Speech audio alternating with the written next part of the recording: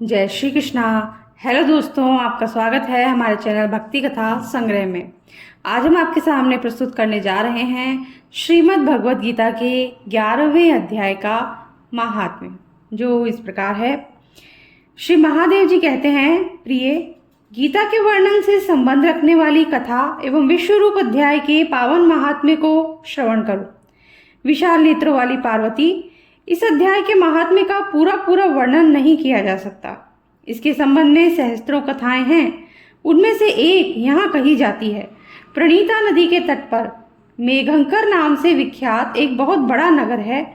उसके प्राकार और गोपुर बहुत ऊंचे हैं। वहाँ बड़ी बड़ी विश्रामशालाएं हैं जिनमें सोने के खंभे शोभा दे रहे हैं। उस नगर में श्रीमान, सुखी, शांत, सदाचारी और जितेंद्रिय मनुष्यों का निवास है। वहाँ हाथ में शांग्र नामक धनुष धारण करने वाले जगदीश्वर भगवान विष्णु विराजमान हैं। वे परब्रह्म के साकार स्वरूप हैं। संसार के नेत्रों को जीवन प्रदान करने वाले हैं। उनका गौरवपूर्ण श्री विग्रह भगवती लक्ष्मी के नेत्र कमलों द्वारा पूजित होता है। भगवान की वह झांकी वामन अवतार की है। मेघ के समान उनका श्याम वर्ण तथा कोमल आकृति है। वक्षस्थल पर श्रीवत्स का चिन्ह शोभा पाता है। वे कमल और वनमाला से विभूषित हैं। अनेक प्रकार के आभूषणों से सुशोभित हो भगवान वामन रत्नयुक्त समुद्र के सदृश जान पड़ते हैं। पीतांबर से उनके श्याम विग्रह की कांति ऐसी प्रतीत होती है मानो चमकती हुई बिजली से घिरा हुआ स्निग्ध मेघ शोभा पा रहा हो। उन भगवान वामन का दर्शन करके जीव जन्म एवं संसार के बंधन से मुक्त हो जाता है। उस नगर में मेखला नामक महान तीर्थ है जिसमें स्नान करके मनुष्य शाश्वत वैकुंठ धाम को प्राप्त होता है। वहाँ जगत के स्वामी करुणा सागर भगवान नरसिंह का दर्शन करने से मनुष्य 7 जन्मों के किए हुए घोर पाप से छुटकारा पा जाता है। जो मनुष्य मेखला में गणेश जी का दर्शन करता है वह सदा दुस्तर विघ्नों के भी पार हो जाता है। उसी मेघंकर नामक नगर में कोई श्रेष्ठ ब्राह्मण थे जो ब्रह्मचर्य परायण, ममता और अहंकार से रहित, वेद शास्त्रों में प्रवीण, जितेंद्रिय और भगवान वासुदेव के शरणागत थे। उनका नाम सुनंद था। प्रिय, वे शांग धनुष धारण करने वाले भगवान के पास गीता के 11वें अध्याय विश्व रूप दर्शन योग का पाठ किया करते थे। उस अध्याय के प्रभाव से उन्हें ब्रह्म ज्ञान की प्राप्ति हो गई थी। परमानंद संदोह से पूर्ण उत्तम ज्ञानमयी समाधि के द्वारा इंद्रियों के अंतर्मुख हो जाने के कारण वे निश्चल स्थिति को प्राप्त हो गए थे और सदा जीवन मुक्त योगी की स्थिति में रहते थे। एक समय जब बृहस्पति सिंह राशि पर स्थित थे, महायोगी सुनंदन ने गोदावरी तीर्थ की यात्रा आरंभ की।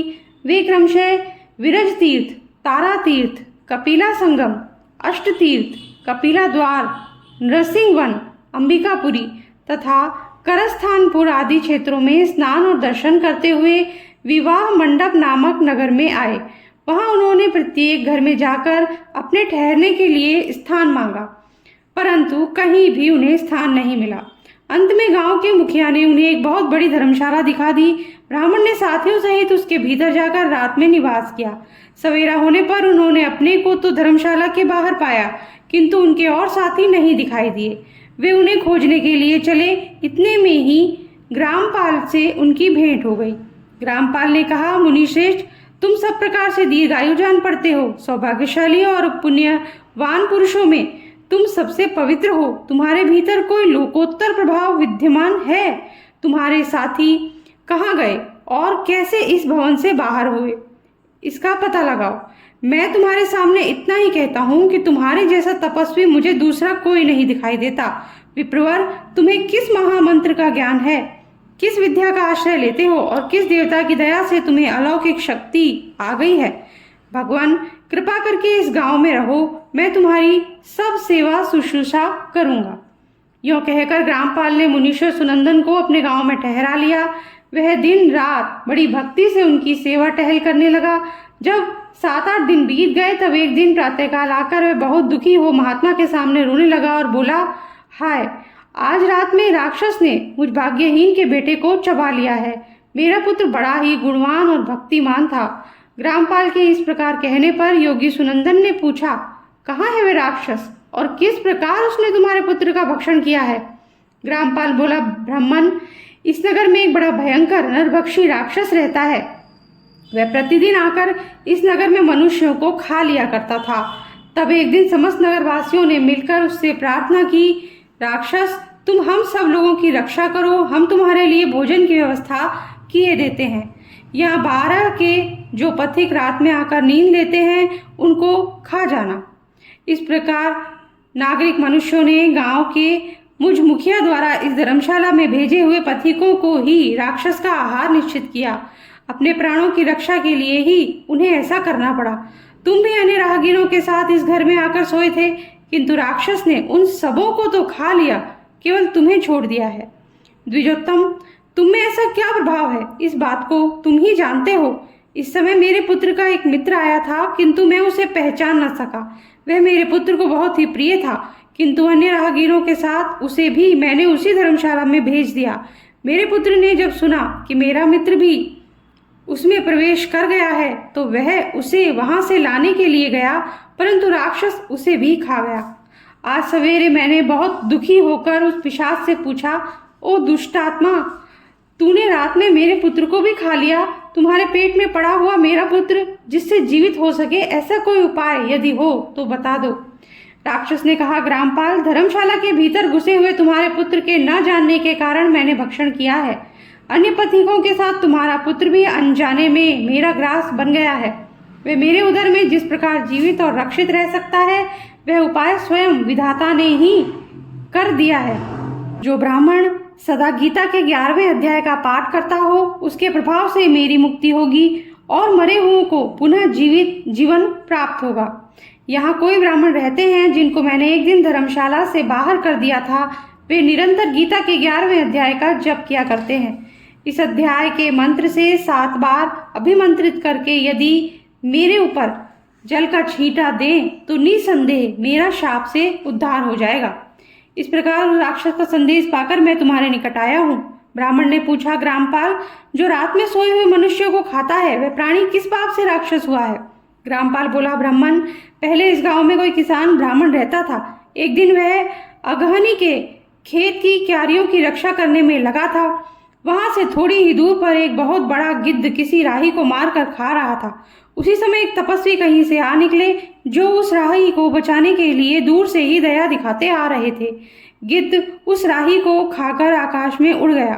तब तपस्वी ने कुपित होकर उस किसान से कहा, ओ दुष्ट हलवाहे, तुझे धिक्कार है, तू बड़ा ही कठोर और निर्दयी है। दूसरे की रक्षा से मुंह मोड़कर केवल पेट पालने के धंधे में लगा है। तेरा जीवन नष्ट प्राय है। अरे, जो चोर, दाढ़ वाले जीव, सर्प, शत्रु, अग्नि, विष, जल, गीध, राक्षस, भूत तथा बेताल आदि के द्वारा घायल हुए मनुष्यों की शक्ति होते हुए भी उपेक्षा करता है, वह उनके वध का फल पाता है। जो शक्तिशाली होकर भी चोर आदि के चंगुल में फंसे हुए ब्राह्मण को छुड़ाने की चेष्टा नहीं करता, वह घोर नरक में पड़ता और पुनः भेड़िए की ही योनि में जन्म लेता है। जो वन में मारे जाते हुए तथा गृध्र और व्याघ्र की दृष्टि में पड़े हुए जीव की रक्षा के लिए छोड़ो छोड़ो की पुकार करता है, वह परम गति को प्राप्त होता है। जो मनुष्य गौओं की रक्षा के लिए व्याघ्र, भील और दुष्ट राजाओं के हाथ से मारे जाते हैं, वे भगवान विष्णु के उस परम पद को पाते हैं जो योगियों के लिए भी दुर्लभ है। सहस्त्र अश्वमेध और 100 वाजपेयी यज्ञ मिलकर शरणागत रक्षा की 16वीं कला के बराबर भी नहीं हो सकते। दीन तथा भयभीत जीव की उपेक्षा करने से पुण्यवान पुरुष भी समय आने पर कुंभीपाक नामक नरक में पकाया जाता है। तूने दुष्ट गिद्ध के द्वारा खाए जाते हुए राही को देखकर उसे बचाने में समर्थ होते हुए भी जो उसकी रक्षा नहीं की, इससे तू निर्दयी जान पड़ता है, अतः तू राक्षस हो जा। हलवाहा बोला, महात्मन, मैं यहाँ उपस्थित अवश्य था, किंतु मेरे नेत्र बहुत देर से खेत की रक्षा में लगे थे, अतः पास होने पर भी गिद्ध के द्वारा मारे जाते हुए इस मनुष्य को मैं नहीं जान सका। अतः मुझ दीन पर आपको अनुग्रह करना चाहिए। तपस्वी ब्राह्मण ने कहा, जो प्रतिदिन गीता के 11वें अध्याय का जप करता है, उस मनुष्य के द्वारा अभिमंत्रित जल जब तुम्हारे मस्तक पर पड़ेगा, उस समय तुम्हें शाप से छुटकारा मिल जाएगा। यह कहकर तपस्वी ब्राह्मण चले गए और वह हलवाहा राक्षस हो गया। अतः द्विश्रेष्ठ, तुम चलो और 11वें अध्याय के तीर्थ के जल को अभिमंत्रित करो, फिर अपने ही हाथ से उस राक्षस के मस्तक पर उसे छिड़क दो। ग्रामपाल की ये सारी प्रार्थना सुनकर ब्राह्मण का हृदय करुणा से भर आया। वे बहुत अच्छा कहकर उसके साथ राक्षस के निकट गए। वे ब्राह्मण योगी थे। उन्होंने विश्व रूप दर्शन नामक 11वें अध्याय से जल अभिमंत्रित करके उस राक्षस के मस्तक पर डाला। गीता के 11वें अध्याय के प्रभाव से वे शाप से मुक्त हो गया। उसने राक्षस देह का परित्याग करके चतुर्भुज रूप धारण कर लिया और उसने जिन सहस्त्रों पथिकों का भक्षण किया था वे भी शंख चक्र एवं गदा धारण किए हुए चतुर्भुज रूप हो गए। तत्पश्चात वे सभी विमान पर आरूढ़ हुए। इतने में ही ग्रामपाल ने राक्षस से कहा, निशाचर, मेरा पुत्र कौन है, उसे दिखाओ।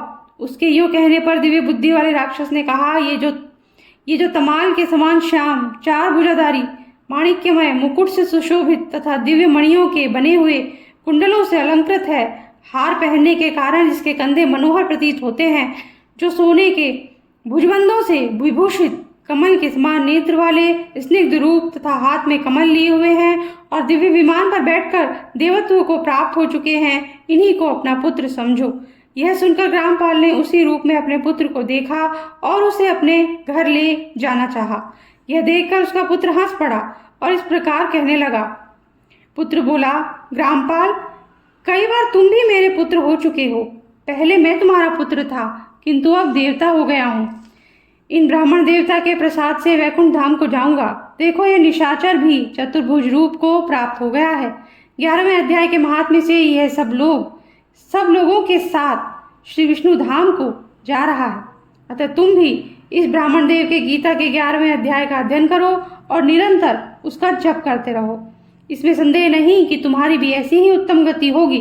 तात मनुष्यों के लिए साधु पुरुषों का संग सर्वथा दुर्लभ है, वह भी इस समय तुम्हें प्राप्त है। अतः अपना अभीष्ट सिद्ध करो।